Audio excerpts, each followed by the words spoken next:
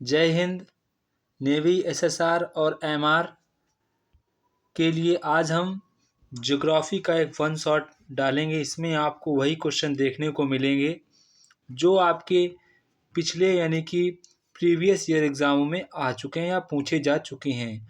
तो आज हम लोग लगभग 2 से 250-300 लगभग क्वेश्चन ऐसे करेंगे जो कि आपके ज्योग्राफी यानी कि भूगोल के लिए काफ़ी इम्पोर्टेंट क्वेश्चन होने वाले हैं। तो यहाँ पर जो लोग नेवी, एसएसआर और एमआर की तैयारी कर रहे हैं उन दोनों लोगों के लिए, एसएसआर और एमआर के दोनों लोगों के लिए ये क्लास काफ़ी इम्पोर्टेंट होने वाली है। आप लोग इसको पूरा देखेंगे क्योंकि इसमें मैंने सभी के सभी प्रीवियस ईयर क्वेश्चन पेपर रखे हैं। तो यहाँ पर आपको जो क्वेश्चन देखने को मिलेंगे वो यहाँ पर आपको पिछले एग्जाम में क्वेश्चन ये पूछे जा चुके हैं। तो यहाँ पर हमारा जो पहला क्वेश्चन कह रहा है कि क्षेत्रफल की दृष्टि से भारत का विश्व में कौन सा स्थान है। तो ये हमारा एमआर के एग्ज़ाम में पूछा गया था जो कि हमारा काफ़ी इम्पोर्टेंट क्वेश्चन है। तो ये हमारा क्या हो जाएगा, 7वां स्थान है भारत का विश्व में। कौन सा स्थान है, 7वां स्थान है। इसके बाद नेक्स्ट क्वेश्चन यहाँ पर हमारा है जनसंख्या की दृष्टि से भारत का विश्व में कौन सा स्थान है। ये भी क्वेश्चन हमारा एमआर की परीक्षा में पूछा गया था। तो हमारा सही जवाब क्या होगा, दूसरा। क्या होगा, दूसरा। इसके बाद यहाँ पर हमारा क्वेश्चन कह रहा है कि भारत के दक्षिण में कौन सा महासागर है। तो ये क्वेश्चन हमारा एसएसआर के एग्जाम में पूछा गया था। तो यहाँ पर कह रहा भारत के दक्षिण, दक्षिण हमारा किधर है, दक्षिण हमारा इधर है। तो इधर साइड हमारा यहाँ पर हिंद महासागर मौजूद है। तो इसी कारण यहाँ पर हमारा सही आंसर होगा हिंद महासागर। इसके बाद यहाँ पर क्वेश्चन नंबर यहाँ पर है मन्नार की खाड़ी और पाक जलमंडू मध्य भारत को किस देश से अलग करता है।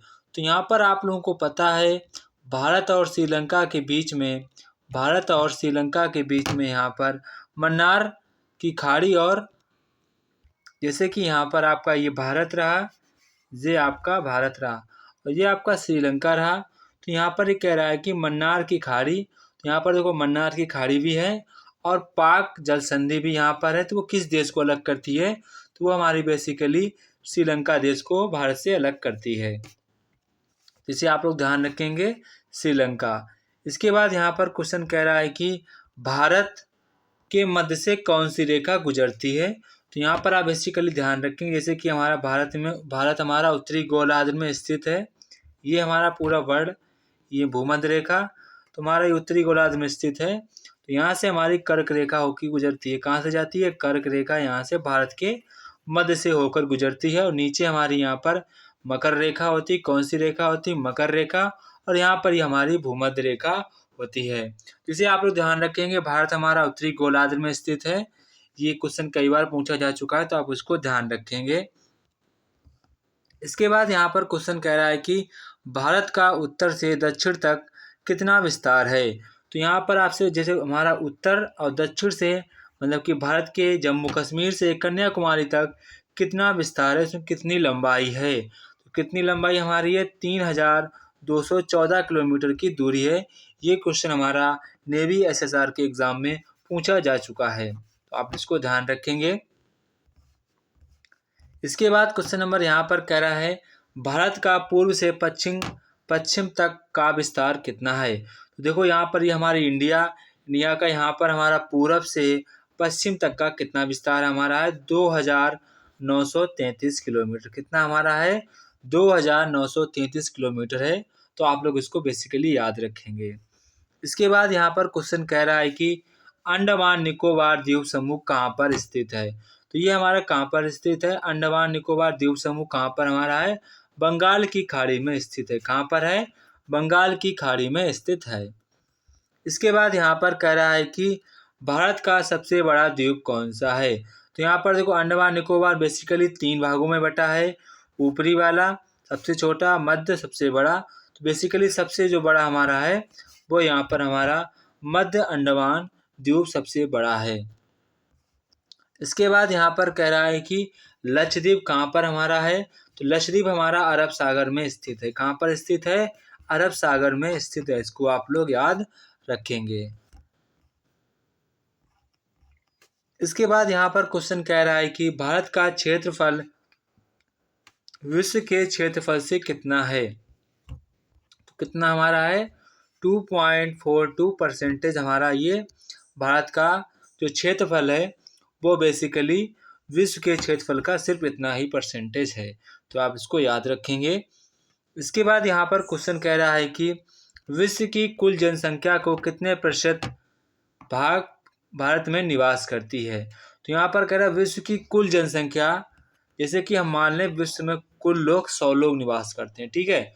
तो यहाँ पर केवल और केवल 17 लोग यहाँ पर इंडिया में निवास करते हैं। तो ये ऐसे आप लोग समझ सकते हैं, जैसे कि मान लो कि इंडिया में पूरे 100 लोग रहते हैं, ठीक है, पूरे वर्ल्ड में 100 लोग, तो यहाँ पर केवल इंडिया में 17 लोग ही रहते हैं। तो इसे आप लोग ऐसे याद रखेंगे। इसके बाद यहाँ पर कह रहा है कि भारत का कुल क्षेत्रफल कितना है। तो काफ़ी इंपॉर्टेंट क्वेश्चन है, 32,87,263 किलोमीटर स्क्वायर। ये हमारा भारत का क्षेत्रफल है, जो कि आपके लिए काफ़ी इंपॉर्टेंट क्वेश्चन है। इसके बाद यहाँ पर क्वेश्चन कह रहा है कि कर्क रेखा किन किन राज्यों से होकर गुजरती है। तो ये क्वेश्चन काफ़ी बार पूछा जा चुका कि ऑप्शन में पूछा गया है कि कर्क रेखा किन राज्यों से होकर नहीं गुजरती है। तो बेसिकली आपको यहाँ पर सभी यहाँ पर राज्य को याद कर लेना है। राजस्थान, गुजरात, मध्य प्रदेश, छत्तीसगढ़, झारखंड, पश्चिम बंगाल, त्रिपुरा और मिजोरम।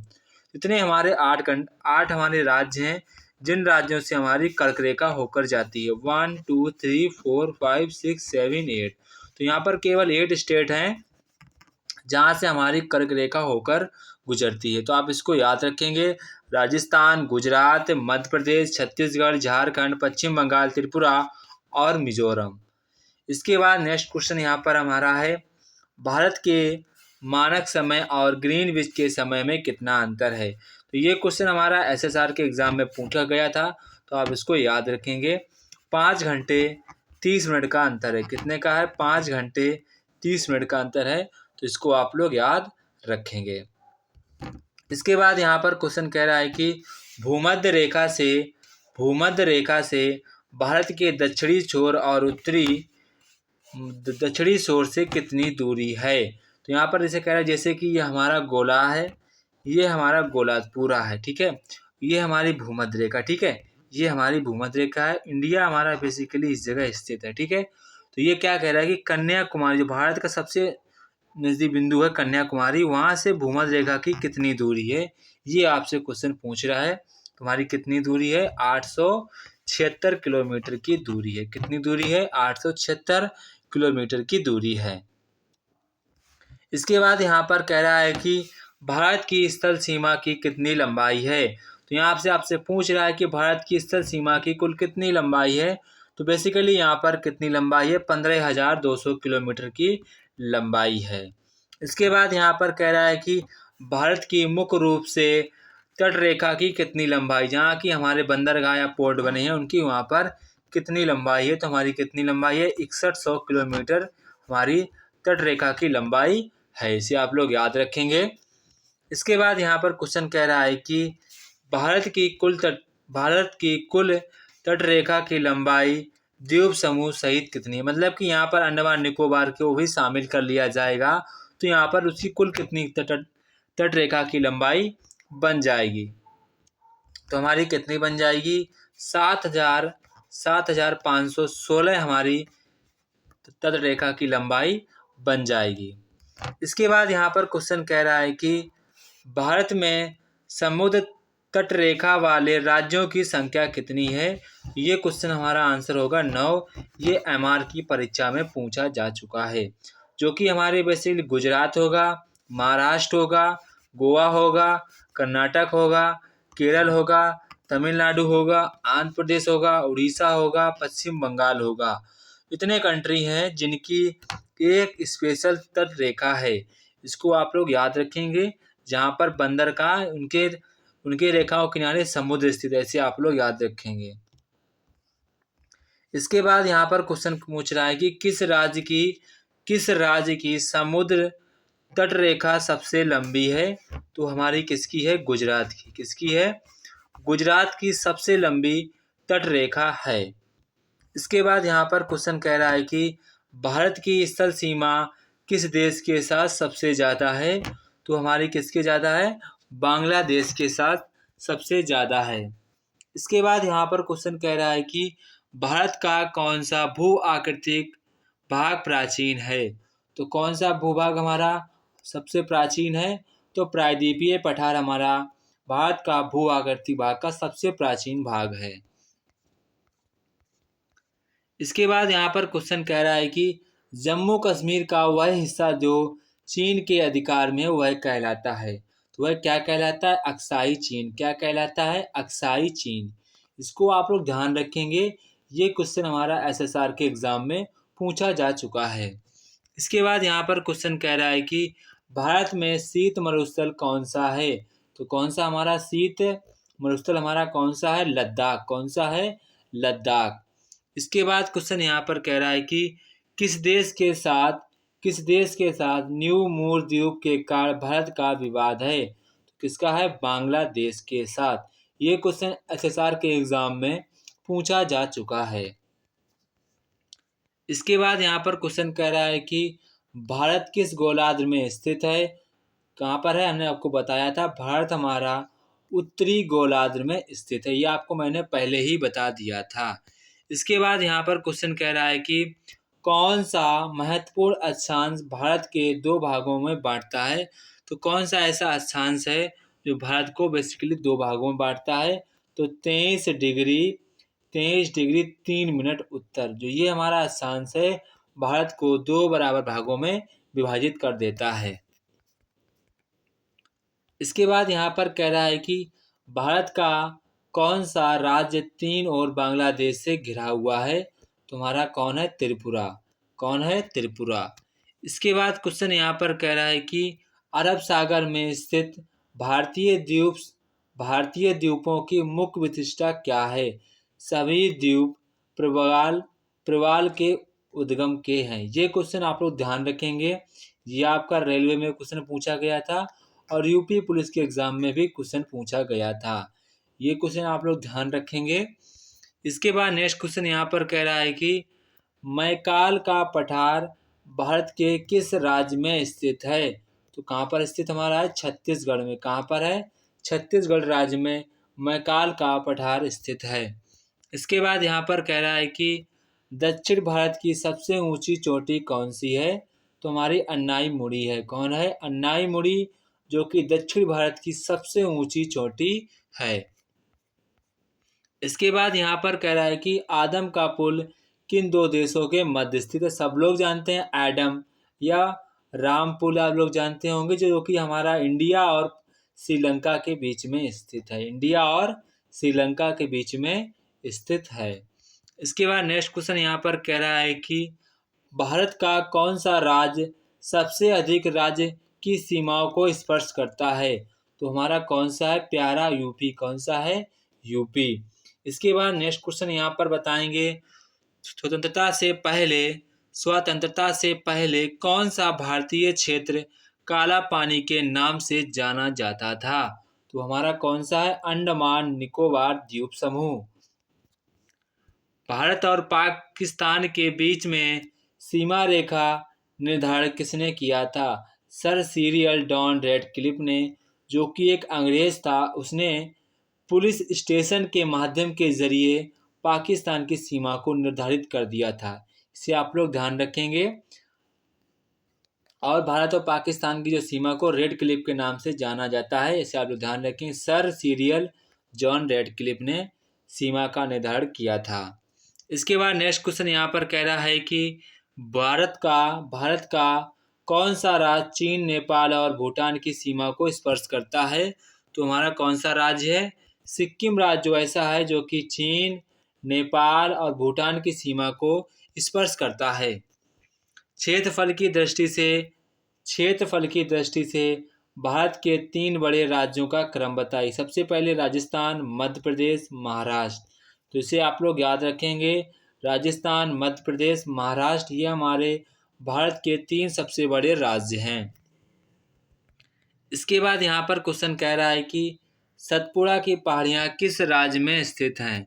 तो हमारी कहाँ पर स्थित हैं? मध्य प्रदेश में सतपुड़ा की यहाँ पर सतपुड़ा की पहाड़ियाँ मध्य प्रदेश में स्थित हैं। इसे आप लोग यहाँ पर याद रखेंगे। इसके बाद यहाँ पर कह रहा है कि अंडमान निकोबार द्वीप समूह की सबसे ऊंची चोटी का नाम क्या है? Saddle peak. क्या नाम है उसका? सैडल पीक, जो कि अंडमान निकोबार द्वीप समूह में सबसे ऊंची चोटी है। इसके बाद यहाँ पर कह रहा है कि दक्कन का पठार किन राज्यों में स्थित है? तो ये आप लोग ध्यान रखेंगे, महाराष्ट्र में है, एमपी में है, गुजरात में है, कर्नाटक में है और हमारा आंध्र प्रदेश में दक्कन का पठार स्थित है। इसके बाद यहाँ पर कह रहा है कि नीलगिरी की पहाड़ियाँ किस राज्य में स्थित हैं? तमिलनाडु राज्य में स्थित हैं। कहाँ पर स्थित हैं? तमिलनाडु राज्य में स्थित हैं। इसके बाद यहाँ पर कह रहा है कि भारत और पाकिस्तान के बीच रेड क्लिफ रेखा कब निर्धारित की गई थी? तो ये आप लोग ध्यान रखेंगे, 15 अगस्त 1947 को निर्धारित कर दी गई थी। इसके बाद यहाँ पर कह रहा है कि महेंद्रगिरी की पहाड़ियाँ किन दो राज्यों के तट पर हैं? आंध्र प्रदेश और उड़ीसा के राज्य के तट पर यहाँ पर महेंद्रगिरी की पहाड़ियाँ स्थित हैं। इसके बाद वेरी इंपॉर्टेंट क्वेश्चन कह रहा है कि पंबन द्वीप कहाँ पर स्थित है? ये हमारा कहाँ पर स्थित है? पंबन द्वीप राम सेतु जो पुल बना है वहीं पर, यानी कि मन्नार की खाड़ी में। कहाँ पर स्थित है? मन्नार की खाड़ी में। यहाँ पर आपको राम सेतु या एडम ब्रिज के नाम से भी ऐसे क्वेश्चन पूछा जा सकता है, तो आप इसको ध्यान रखेंगे। डूरन रेखा जो भारत और अफगानिस्तान के बीच है वह कब निर्धारित की गई थी? तो हमारी कब निर्धारित की गई थी? 1896 ईस्वी में निर्धारित की गई थी। भारत और पाकिस्तान की अफगानिस्तान बीच की जो लाइन है उसको हमारा 1896 ईस्वी में निर्धारित की गई थी। इसके बाद यहाँ पर क्वेश्चन देखेंगे, भारत की सबसे बड़ी तटीय झील कौन सी है? चिल्का, उड़ीसा। जो कि कहाँ पे है? चिल्का झील यहाँ पर हमारी उड़ीसा में है, जहाँ पर हमारी इंडियन नेवी की यहाँ पर आपकी तैयारी होती है, आपकी यहाँ पर ट्रेनिंग होती है। तो आप सब लोग कमेंट बॉक्स में कमेंट करके बताएं किन किन का सपना है चिल्का झील में तैरने का। इसके बाद नेक्स्ट क्वेश्चन यहाँ पर है, मीठे पानी की सबसे बड़ी झील कौन सी है? वुलर झील, जम्मू कश्मीर में। कहाँ पर है? जम्मू कश्मीर में। इसके बाद यहाँ पर कह रहा है कि खारे पानी की सबसे बड़ी झील कहाँ पर है? सांबर झील, जो कि हमारी कहाँ पर स्थित है? राजस्थान में स्थित है।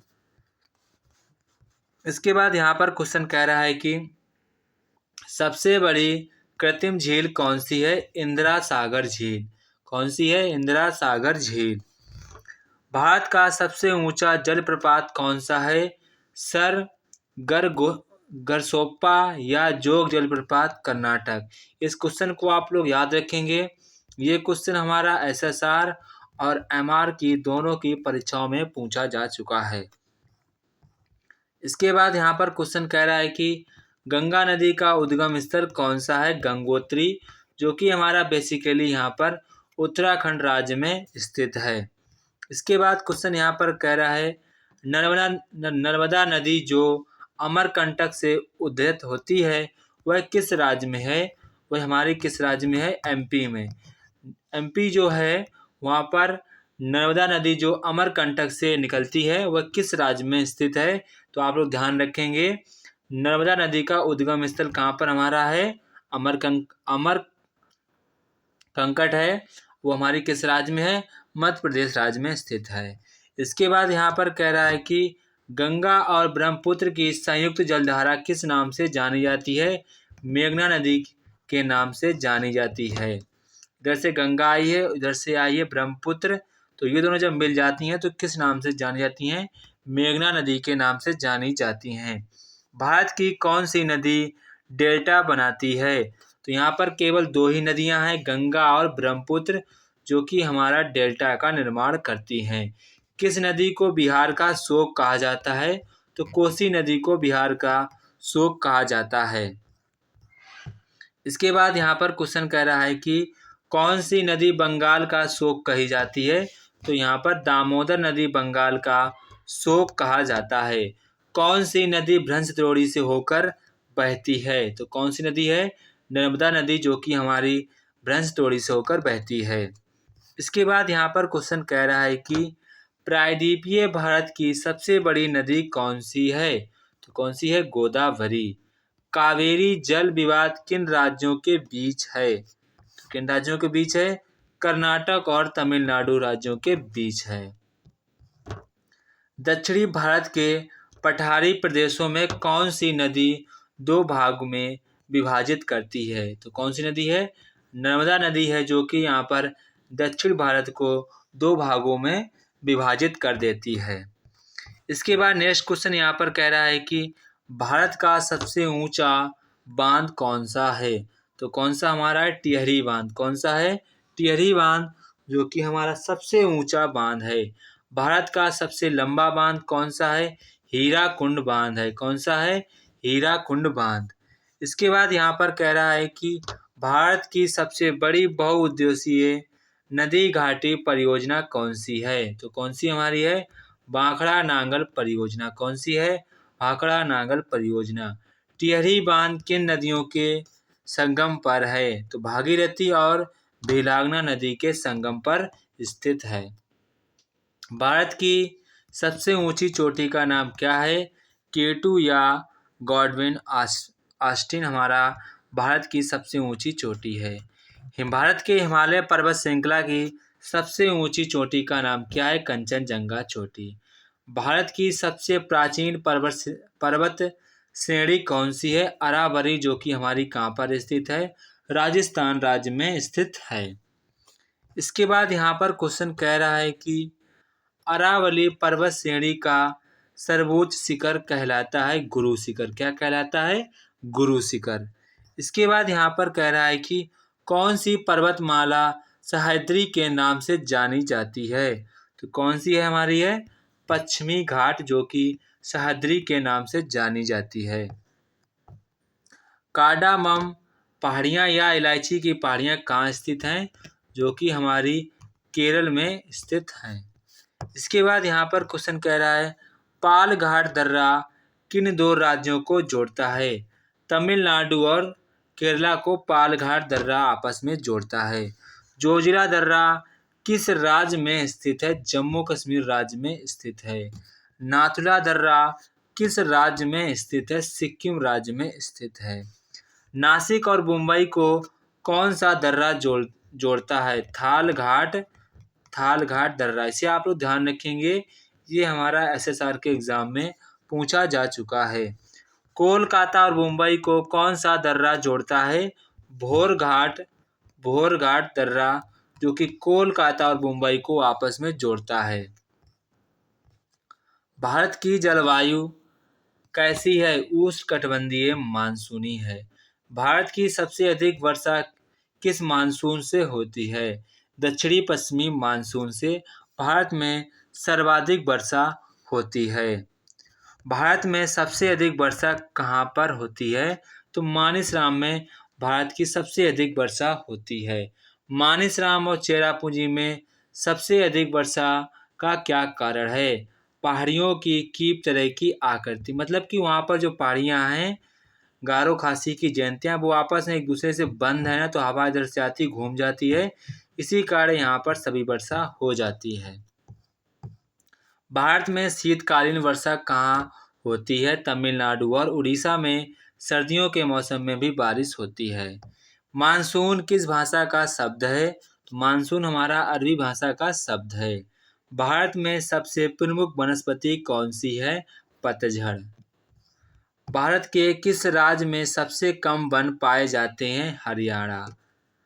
दलदली और ज्वार भाटा वाले क्षेत्रों में पाए जाने वाले वनों को क्या कहा जाता है? Mangrove one. भारत में सर्वप्रथम किस स्थान पर राष्ट्रीय उद्यान स्थापित किया गया था? जिम कॉर्बेट, नैनीताल, उत्तराखंड में। कहाँ पर? जिम कॉर्बेट पार्क जो कि हमारा उत्तराखंड में है, नैनीताल मत। भारत में बाघ परियोजना टाइगर की शुरुआत कब की गई थी? तो ये कब की गई थी? 1973 में। 1973 में। इसके बाद हम आपको पार्ट नंबर 2 प्रोवाइड करेंगे। अभी और क्वेश्चन बाकी है, देखिए यहाँ पर बहुत से ऐसे मैंने क्वेश्चन बना रखे हैं जो कि आपके एग्ज़ाम के लिए काफ़ी इम्पोर्टेंट हैं। तो आप लोगों को हम पूरा ये करवाएँगे क्वेश्चन सॉल्व, से आप लोग वीडियो को प्लीज़ सब्सक्राइब और लाइक शेयर अवश्य करें। आपको यहाँ पर पूरा ज्योग्राफी मिलेगा। ये मैंने सभी के सभी यहाँ पर टॉपिक वाइज़ आपके प्रीवियस ईयर क्वेश्चन यहाँ पर छाँटे हैं और आपके लिए यहाँ पर लिखे हैं, ताकि यहाँ पर आपको पढ़ने में कोई दिक्कत ना हो। वीडियो को शेयर भी करें, लाइक करें, सब्सक्राइब करें। जय हिंद दोस्तों, फिर मिलते हैं अपने नेक्स्ट वीडियो में।